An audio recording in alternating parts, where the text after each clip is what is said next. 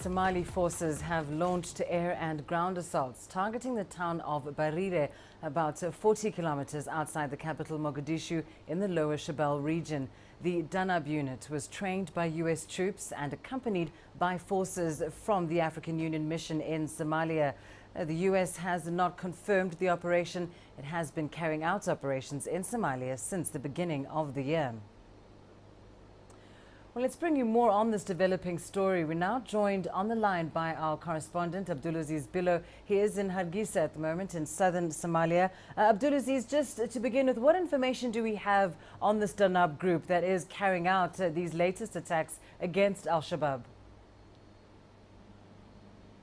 Well, Lindy, according to the information that we have received from authorities in Mogadishu, is that danab group, now this is the elite Somali commanders who have been trained by the U.S. They've lately been involved in a series of raids on key Al-Shabaab positions in the lower Shabelle region. Now, the lower Shabelle region has for years become the hotbed for the terrorist group Al-Shabaab. And you can also remember this is the same region that African Union troops often come under attack in the past few years, like the attack in Lego and Jamala. These two regions fall in the lower Shabelle region.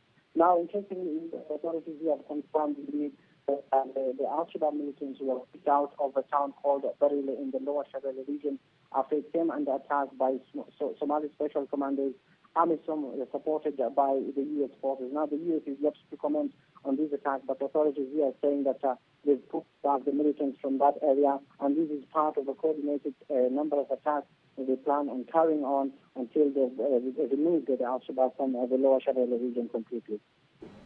All right. Well, thanks very much, Abdulaziz Billo, there for us in Hargeisa. We do apologize for the quality of that line. Couldn't quite get exactly what he was saying, but we do understand that that danab unit was indeed trained by the U.S. troops. Now, let's get you the American perspective on this latest attack. We're now joined live from Washington by CCTV's Daniel Reinches.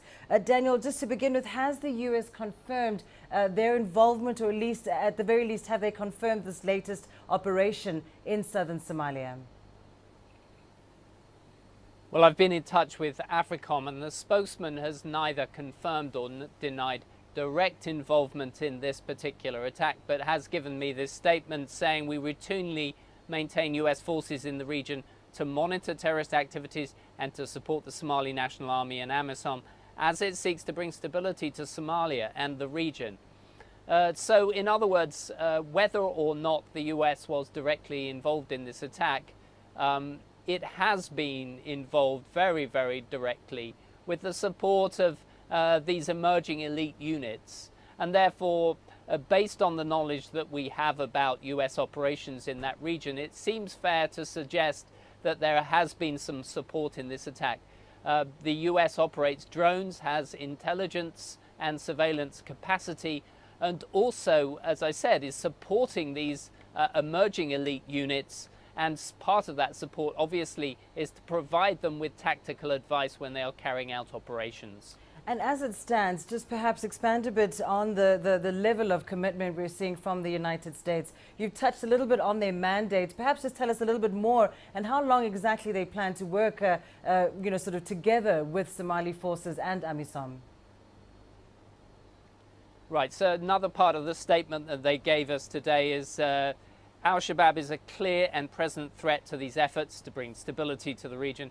Together, Somalia, the US and AMISOM will not relent in its mission to degrade, disrupt and destroy Al-Shabaab and all violent extremist groups in the region. To put it in very blunt terms, Al-Shabaab remains a major threat to the region. The US has invested literally hundreds of millions of dollars in funding the UN efforts there and the AMISOM efforts. And as part of its strategy, it is very clearly directly involved in trying to improve the capabilities of both the AMISOM and Somali forces. And I think this targeted operation today indicates just how important it is to everyone that the Somalis have more of these kind of special operations capabilities in order to target that threat. All right, thank you very much. Daniel Reinches live for us there in Washington.